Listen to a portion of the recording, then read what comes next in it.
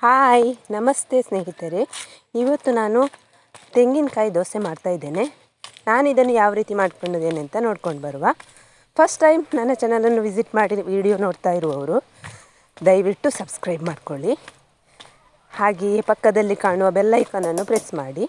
ಆಗ ನಾನು ಹಾಕುವ ಎಲ್ಲ ವೀಡಿಯೋನು ಫಸ್ಟಿಗೆ ನೀವೇ ನೋಡ್ಬೋದು. ಬನ್ನಿ, ಹಾಗಿದ್ರೆ ಇವತ್ತಿನ ವಿಡಿಯೋ ಶುರು ಮಾಡುವ. ನಾನಿಲ್ಲಿ 1 ಕಪ್ ಅಕ್ಕಿ ತಗೊಂಡಿದ್ದೇನೆ. 1 ಕಪ್ ಅಕ್ಕಿಗೆ 3/4 ಕಪ್ನಷ್ಟು ತೆಂಗಿನ ತುರಿ ಹಾಕಿಕೊಂಡಿದ್ದೇನೆ. ಹಾಗೆ ಉಪ್ಪು ಆ್ಯಡ್ ಮಾಡಿ ಮಿಕ್ಸ್ ಜಾರಿಗೆ ಹಾಕಿಕೊಂಡಿದ್ದೇನೆ. ಇದನ್ನೀಗ ಸ್ಮೂತಾಗಿ ನೈಸಾಗಿ ಗ್ರೈಂಡ್ ಮಾಡಿಕೊಡುವ. ನೋಡಿ, ಈಗ ಗ್ರೈಂಡ್ ಆಗಿದೆ, ಹಿಟ್ಟು ರೆಡಿಯಾಗಿದೆ. ಈ ಹದಕ್ಕೆ ಇರಬೇಕು ನೋಡಿ. ನಾನು ಕಾವಲಿ ಬಿಸಿ ಆಗಲಿಕ್ಕೆ ಇಟ್ಟಿದ್ದೇನೆ. ಕಾವಲಿಗೆ ಎಣ್ಣೆ ಹಚ್ಚಿ ದೋಸೆ ಹಾಕಿಕೊಳ್ಳುವ.